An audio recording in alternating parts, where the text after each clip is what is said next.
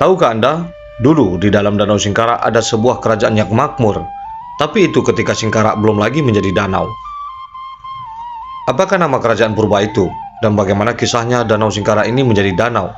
Dan apa fakta-fakta sejarah yang terjadi dengan kerajaan ini dan Danau Singkara itu sendiri, beserta perubahan geologi alam ketika itu? Mari kita bahas di sini.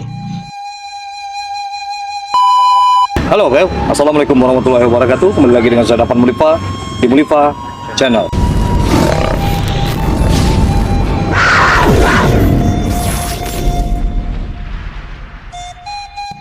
Danau Singkara yang mana dulu ini adalah sebuah kerajaan yang cukup makmur, dan kerajaan itu bernama Samaskuta. Kerajaan ini berdiri mulai sekitar abad ke-4 Masehi.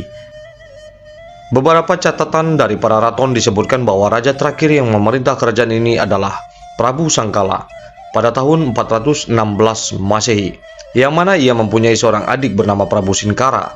Di dalam para raton diceritakan ketika Prabu Singkara terbunuh dalam pertarungannya melawan kerajaan Tanah Jawa, yang mana Sumatera dan Jawa ketika itu masih menyatu dalam daratan Sundaland. Ketika itu bertepatan dengan terjadinya ledakan dan gemuruh besar. Menurut cerita yang beredar, letusan dahsyat tersebut menyebabkan perubahan geologis besar di dalam alam semesta ini yang mengakibatkan wilayah tempat kerajaan Samaskuta itu sendiri berada terbenam dan berubah menjadi danau, dan nama danau ini pun diambil dari nama Prabu Singkara, adik dari Prabu Sangkala itu sendiri, yang menjadi Danau Singkara seiring berkembangnya zaman. Inilah fakta-fakta yang akan kita beberkan di Mulifa Channel. Dalam seminar sejarah dan kebudayaan Minangkabau di Batu Sangka, Agustus tahun 1970 mengungkap fakta tentang keberadaan prasasti di Danau Singkara ini. Prasasti ini diduga mengungkap peninggalan sejarah Minangkabau zaman prasejarah. Setelah seminar tahun 1970 tersebut, belum ada lagi penelitian lebih lanjut untuk kembali mengungkap dan menggali informasi lebih lanjut tentang prasasti yang ditemukan itu hingga hari ini. Beberapa masyarakat tapian Danau Singkara mengetahui adanya prasasti berbentuk sebuah tangga yang menuju ke dalam danau, yang sekarang keberadaannya beberapa meter di bawah air permukaan danau. Masyarakat setempat menyebutnya sebagai batu basure atau batu bersurat, dan di kiri kanan batu bersurat tersebut terdapat beberapa goa-goa. Prasasti yang lebih dikenal dengan istilah batu basure itu, lokasinya ada di Batu Baraguang, Sumpur, tepi Danau Singkara. Tapi batu tersebut sudah terbenam beberapa meter ke dalam danau, dan di bawah batu basure tersebut ada terdapat sebuah tangga batu atau batu bajanjang yang turun ke dalam danau dan kira-kira ke tengah danau. Tangga tersebut menonjol ke atas dan turun lagi kira-kira 1 km dan naik lagi sampai ke pantai seberang Jorong Sudut Sumpur. Mengenai prasasti batu basure sudah didokumentasikan oleh Puslitbang Arkeologi Nasional. Ada juga sebuah prasasti dari batu andesit ditemukan di depan Puskesmas Rambatan 1, tepi Danau Singkara, Desa Umbilin, Kecamatan Rambatan. Tanggal dan tahun pasti ditemukannya prasasti itu tidak diketahui secara pasti, namun diperkirakan kisaran tahun 1800-an. Prasasti itu tertulis penanggalan sekitar abad ke-14 Masehi, tepatnya pada masa Raja Aditya Warman. Sedangkan bahasa yang dipakai adalah bahasa Sangsekerta dan Melayu kuno dengan aksara Jawa kuno. Tulisan prasasti itu merupakan baris 2 sloka.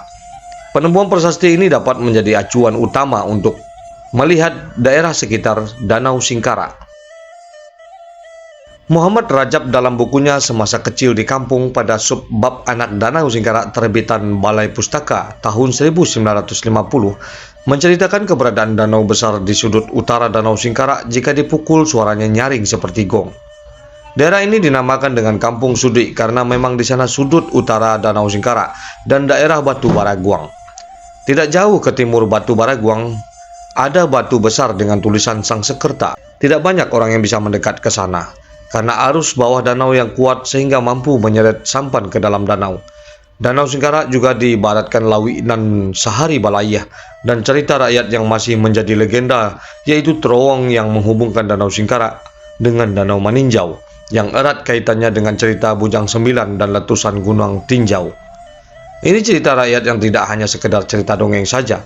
Meski berstatus gunung mati, keberadaan Gunung Tinjau yang berada di Danau Maninjau perlu diawasi karena tak tertutup kemungkinan akan menjadi gunung aktif.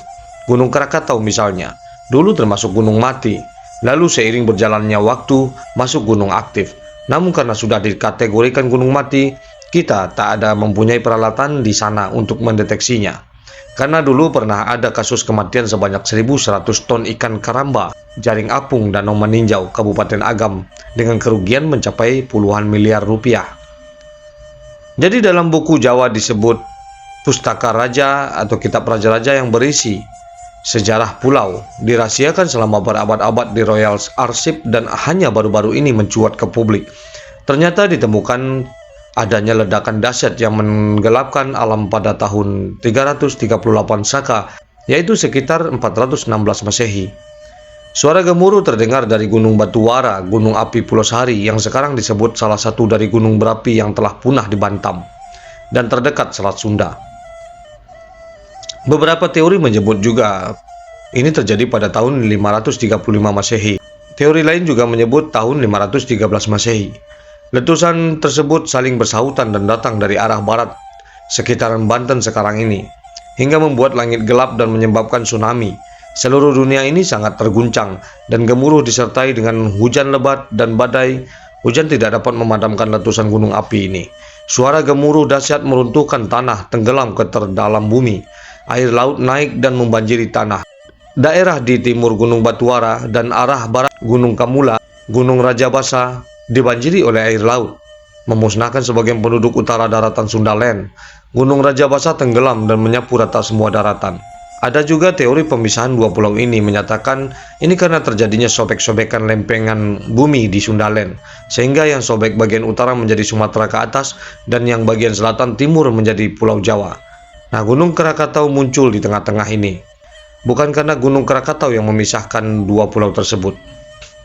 Setelah air surut, menggelapkan tanah di sekitarnya, air laut membelah Pulau Nusantara. Kota Samaskuta yang bertempat di pedalaman Sumatera menjadi laut, air yang sangat jelas dan yang kemudian disebut Danau Singkara. Dari Pustaka Raja Purwa, sebuah buku yang ditulis abad ke-19 oleh seorang pujangga terkemuka Keraton Solo, Raden Ngabehi Ronggowarsito, mengatakan ini adalah asal-usul pemisahan Sumatera dan Jawa. Hendaknya para peneliti tetap melanjutkan kembali penelitian agar fakta-fakta baru menguatkan keberadaan kerajaan Samaskuta ini di Indonesia, agar tidak menjadi hanya sebuah dongeng dan legenda belaka. Semoga ini menjadi pengetahuan baru buat kita semua dan mari kita sama-sama belajar tentang kerajaan yang berada di dalam Danau Singkara. Jadi selayaknya kita sebagai orang Minangkabau bangga dengan semua yang ada di alam Minangkabau ini. Kita sebagai generasi muda untuk hari ini dan esoknya, mari kita gali terus apa sebenarnya yang ada di dalam Minangkabau ini. Masih banyak lagi yang belum tergali, seperti kerajaan Samaskuta yang ada di Danau Singkara ini. Jadi ada dulu rumornya ketika bulan-bulan tertentu atau hari-hari tertentu setiap malam itu keluar sebuah masjid dari Danau Singkara, itu mitosnya, dan keluar lagi sebuah istana. Nah, sedangkan kisah tentang kerajaan yang ada di dalam Danau Singkara ini sebenarnya memang ada, tapi belum teliti lebih lanjut karena ketakutan orang-orang masuk ke dalam danau itu sendiri, karena danau ini ada terowongan dari Danau Singkara menuju ke Danau Meninjau itu sendiri. Oke, terima kasih yang telah menonton Mulifa Channel. Semoga channel ini selalu bermanfaat untuk kita semua, channel yang ingin menduniakan Minang dan Indonesia akan Minangkabau dan meminangkabaukan dunia. Seperti biasanya, berjayalah Minangkabau, berjayalah Indonesia, selalu di Mulifa Channel. Assalamualaikum warahmatullahi wabarakatuh.